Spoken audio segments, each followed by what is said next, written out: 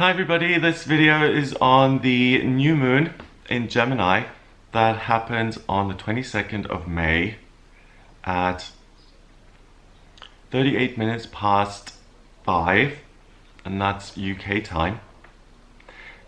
This is an amazing new moon. A new moon, first of all, happens every month, and it's when the sun and the moon sit together and the moon is pitch black, and it pulls in loads of energy. It's like it's having a rest before it gallops off again. Okay, first of all, it's on the 22nd of May. 22 is the master number of the builder. Then it's the 22nd of May 2020. We've got another 22 there. Both the sun and the moon are at 2 degrees, and they're in Gemini. Gemini, the symbol of Gemini being a Roman numeral 2. And when you have 2 and another 2, just put 2 dots in the middle and you've got 11, 11. And 11, 11 is the best vibration that we can work with in this dimension, because it leads us to the next dimension and what we could be. And we almost put, we can see the best versions of ourselves. I love energy like this. It's like you're peeking behind the blinds and you're getting secret information which you're not allowed to get. And because because I'm a Virgo, I love to get information. So you're now able to go into the Akashic records, into the spiritual library of your brain. You're able to dig around in there and see all the wonderful treasures that you've got. And there's a real sense of optimism and excitement. Like, that's what Gemini is. It's like, let's rev up our wheels and let's go through that gate. We don't know what's going to be on the other side. We don't know if we're going to fall on our faces or if it's going to be wonderful and we're going to have amazing times. You don't know. And that's the anxiety and the fear and the joy of a new moon in Gemini like this, because I mentioned this in the weekly, but if any energy ever said new and fresh, then this new moon in Gemini on the 22nd of May says new and fresh, and build my new, amazing, wonderful, sparkling life because of this new moon in Gemini. Hallelujah. Thank you. Yes. Woo. So the new moon, it does sit at 2 degrees. 1 and 2 is a relationship in Gemini. So the question is going to be asked, what relationships do you have in your life? Do you have a relationship with your higher self, your inner child? Do you have relationships with your parents, your siblings, friends, family, pupils? Are you a mentor? Are you an aunt? What kind of relationships do you have? And then, what kind of relationships would you like to have? And that's where you're able to see the ideal you.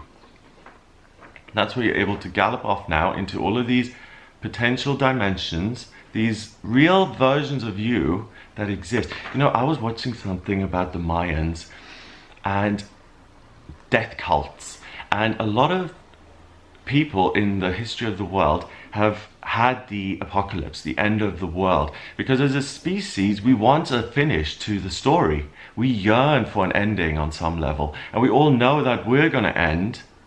So there's a weird peacefulness and a sense of being uncomfortable in this acceptance of everything is gonna go to pieces, and things have to go to pieces before something new can be born. And all of these cults, like the Mayans, I feel they manifested their own extinction by manifesting their own apocalypse. So it's not that the world ended, it's just their world ended. And I feel they manifested it themselves. So if you have the need for your story to close, then what you're doing is you're manifesting endings for yourself. But if you look at what could be, what isn't there yet, then you're going through a door and you're connecting to something that is unmanifest. And it's like dangling the carrot in front of the horse. Our whole lives, we ought to dangle something positive in front of ourselves.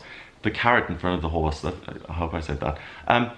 Because remember the vision board you made 2 years ago or today. A vision board is, take a magazine or you take some pictures and you cut out all the things that you would like to look at every day in your life. So it may be a beautiful 3-story house, and maybe a beautiful boyfriend. It may be a lovely car, or just a sense, a feeling of peace and the flowers and the roses. Whatever your ideal relationship is with the world, with yourself, with buildings, with other people.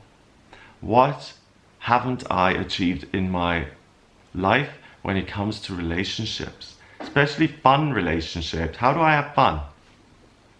So this is awesome. I like this new moon because a lot of people are going to say, do you know what, even though I've been doing this for 28 years, I'm over it, I'm going to start something new.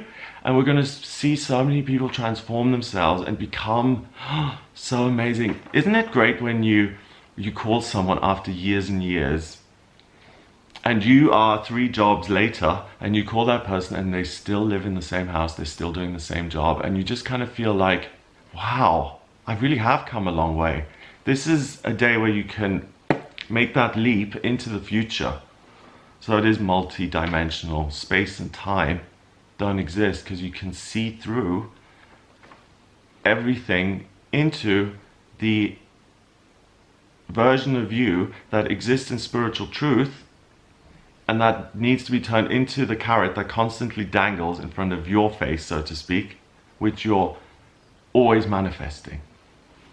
So let's say if you're always going around saying, oh, I'm broke, then what you're doing is you're focusing on that and you're manifesting a future where you will have very little when it comes to finances. If you're like, oh, life is so good to me. Life is so good to me. It's a whole different attitude. You're being grateful for what you've got, which allows you to release it and which allows you to springboard into the future. What is your relationship to the future? Are you looking forward to the new you? Are you looking forward to the years that are yet to come? Or is it just another dredge?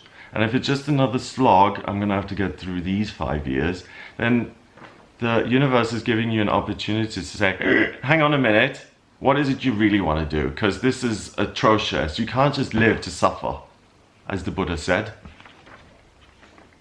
Life is suffering. But within that suffering, we find love and comfort and purpose and joy and passion and all of that stuff. And that's why it's important to engage and to bring the good things into your life when they're available. And on this day, they just so happen to be clear and available to you. Other times they're not, otherwise you would grab them, right? If the ideal person was in front of you, you would have grabbed them by now. So this is a day where the information, what it is you need, comes to a head and your relationships transform. The moon in itself forms relationships with other planets. It forms a big red square with Mars, the male soldier planet, at 6 degrees in Pisces, and Ceres, which is the cornucopia of wealth and abundance, at 7 degrees in Pisces.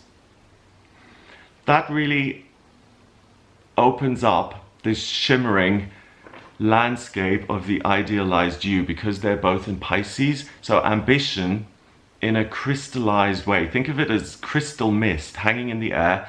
And then Ceres at 7 degrees, creative crystals just in front of you, and you can almost like paint with them and create this wonderful new image, this canvas of you. So you don't paint, you don't create a vision board physically, you create it in your mind. So let's create a vision board now, okay? So create a big frame. What's your frame made out of? Is it a gold frame or is it a beautiful silver chrome frame? Whatever frame you want, landscape or portrait. What's in there? Now, what's in there? You'll know exactly what was in there. Maybe there's a whale in there because you've always wanted to have this tourist operation in, I don't know, Norway. Suddenly you saw yourself driving with a blonde man on the Côte d'Azur Riviera and your hair's blowing in the wind. That is your vision board. Make it like a Swarovski kind of crystal frame if you want. And what I'm getting is the actual canvas is crystal, and you're just able to wave it and create things into being. So like a regular Starbucks cup, you know those bedazzled Starbucks cups? So do that. Create a vision board that is bejeweled with all these crystals in your mind and cement that in there right now. You don't need a practical vision board. This new moon is saying it's a vision board in itself, and you can keep that in place for the rest of your life. So I've now painted, and I'm aware of this picture inside of me that has all of these glorious things on it. And every time I take a step forward or a breath, I'm taking a step through the frame into a new future, closer and closer to that future. If you have problems visualizing, then just feel what's in your unmanifest spiritual vision board. I feel happy. I feel satisfied, fulfilled. Or write down what, in a common sense way, you would want to have in your life to feel secure. So if you can't visualize, maybe you feel that house, £10,000 in the bank, good health, whatever it may be. Get something from this, because these kind of days are very rare. It's a gift from the universe that allows you to not only transform your life for the better, but you're transforming it for the greater good. You're transforming it in a way that's going to help other people, that's positive for other people, and that other people benefit from. I was just thinking, you know, if they get rid, in Israel there's the Wailing Wall, and it's one of the holy places in Judaism. And back in the day, on top of this Wailing Wall, there was this temple, but that was destroyed by the Romans. And what is worshipped today is just the foundation of that temple.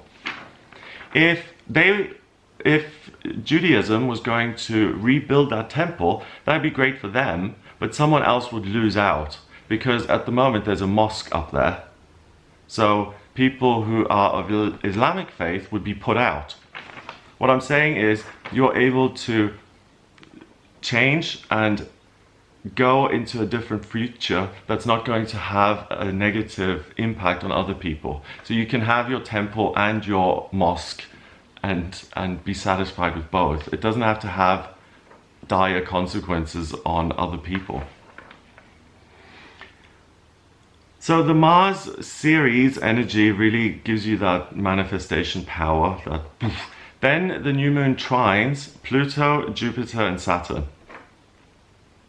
Transformation, good luck, and what is it that you're truly doing in your life? So this is really super heavy. It's like, okay, what can I do to create stability in my life, but not just in mine, for the greater good?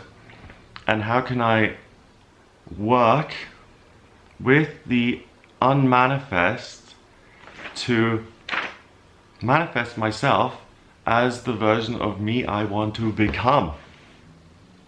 So anyone who's unfulfilled, anyone who thinks that there's even a tiny little bit of room of improvement for them in life, this is your day.